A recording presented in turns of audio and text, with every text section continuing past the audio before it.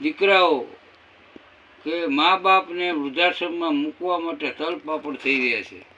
એમાં અત્યારના સમાજમાં જે પરિવર્તન થઈ રહ્યું છે, દિવસે દિવસે શહેરોમાં વૃદ્ધાશ્રમ વધતા જાય છે અને સંયુક્ત કુટુંબ જે ગામડામાં હતા એ પણ ભાંગતા જાય છે. અને કોઈ વ્યક્તિને મા બાપ ગમતા છે, પણ દીકરા કરતાં આજની વહુ વિચારતી નથી કે અમે પણ ઘરડા થવાના છીએ, તો મા બાપની સેવા કરવામાં, સાસુ સસરાની સેવા કરવામાં એમને વાંધો શું આવે છે. માટે આજની બેન દીકરીઓને મારી વિનંતી છે કે તમે પોતે વિચારી અને મા બાપની, તમારા સાસુ સસરાની સેવા કરવાનું જીવનમાં વ્રત લો. જીવતા જાગતા ભગવાન એ જ મા બાપ છે. માટે અત્યારે સમાજમાં માણસો પોતાની દીકરીને એવું જ્ઞાન આપે છે કે તું સાસુ સસરાથી જુદી રહેજે અને તારા કીધામાં બધાને રાખજે. તો એ દીકરીનું હિત નથી કરતા, પણ એ દીકરીનું અહિત કરે છે. તમે જો શ્રવણ એના મા બાપની સેવા કરવા માટે એ કાવડ લઈને તીર્થે તીર્થે જાત્રા કરાય છે. તો એવી જાત્રા તો તમે ના કરાવી શકો તો કંઈ નહીં, પણ તમારા મા બાપ છે એને તમારા ઘરમાં રાખી અને એની સેવા કરો અને એને ભાવથી બે શબ્દ પૂછો, પડખે જઈને બેસો, બાપા કંઈ તકલીફ નથી, માં કંઈ તકલીફ નથી ને, એમને જરૂરી હોય તો એમના મુખમાં દાંત ના હોય તો પોચું પોચું કંઈક ખાવાનું લઈ આપો. એટલે આપણે પણ ઘરડા થવાના છીએ, એટલે આપણા મા બાપની સેવા તમે કરશો તો તમારા દીકરા તમારી નજરે જોઈશે, એટલે એ મા બાપની સેવા કરતા જોઈશે તો એવા સંસ્કાર આવશે. અને તમે અત્યારે મા બાપની સેવા નહીં કરો અને એ તમારા દીકરા જ તમને એ તમારા કર્મનો બદલો તમને આપશે અને તમે વૃદ્ધત્વને પામશો. ત્યારે તમને વૃદ્ધાશ્રમમાં મૂકવા જશે એટલે તમારી તકલીફ શું થશે એ તમારે વિચારવાનું છે.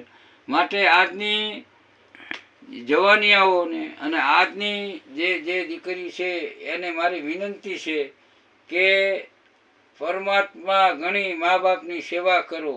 તમારે ક્યાંય યાત્રા કરવાની જરૂર નથી. જીવતા જાગતા યાત્રાનું સ્થળ એ જ તમારા મા બાપ છે. તમે ડુંગરે ચડીને માતાજીના દર્શન કરો, પણ ઉમરે માં બેઠી છે ઉમરાની, તો એ ઉમરાવાળાની પૂજવાનું છે. જો ડુંગરાવાળાની તમે પૂછશો અને ઉમરાવાળાનો તિરસ્કાર કરશો તો તમને ડુંગરાવાળી પ્રસન્ન થવાની નથી. એટલે તમારા જીવનમાં મા બાપની સેવા એ સાચો ધર્મ છે. અને જે ચારે ધામ છે ને મા બાપના સેવામાં જ છે. એટલે મા બાપની સેવા કરવામાં શું, એને ટાઈમે ટાઈમે ભોજન કરાવો, ટાઈમે ટાઈમે એને કોઈ દવા લાવવાની દવા લાવી દો અને એને બે ઘડી બે શબ્દ સાંભળો. અત્યારે આ પરિવર્તન યુગમાં મા બાપનું કોઈ સાંભળવા રાજી નથી અને સૌને સ્વતંત્રતા જોઈએ છે.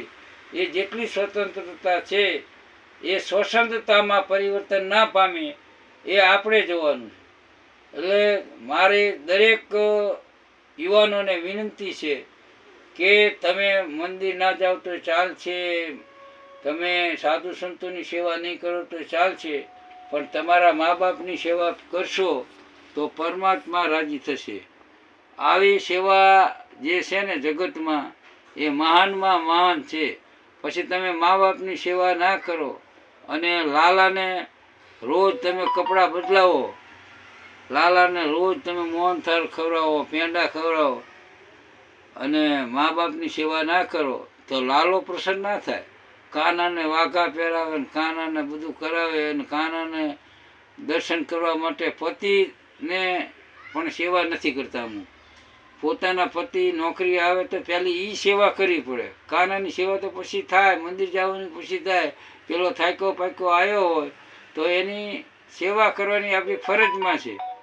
એટલે માટે આ જગતમાં જો તમારે ભક્તિ કરવી હોય તો સ્ત્રીઓ માટે પતિ ધર્મ ઉત્તમમાં ઉત્તમ છે.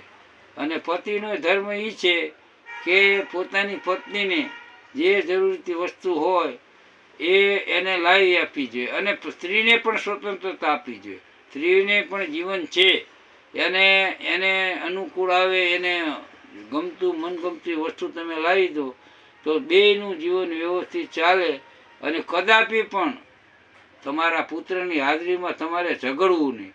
જો એ ઝઘડશો તો એ સંસ્કાર એ લે છે અને એનામાં રાગ દ્વેષ પ્રગટ થશે. અને એને એમ થશે કે મારા પપ્પા નથી સારા, મારા મમ્મી નથી સારા.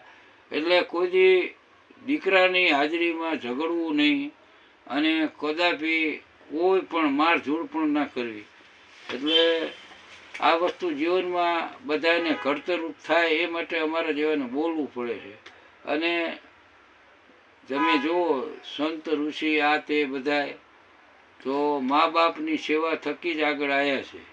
ગણપતિ હતા, એમને મા બાપને બેહારી શંકર પાર્વતીની અને પ્રદક્ષિણા કરી લીધી એટલે એમને ચારે ધામની ફળ મળી ગયું. આ એ તમને કહેવા માગે છે. આ શ્રવણ એના મા બાપને બેસાડી અને ચાર ધામની યાત્રા કરી તો એથી એને મોક્ષ થઈ ગયો. અત્યારે આપણે શ્રવણનું નામ શા માટે લઈએ?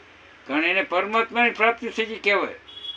આ બધે કોઈ પણ કથા બેસે કે કઈ સત્સંગ થતો અહીંયા શ્રવણના નામ લેવામાં આવે.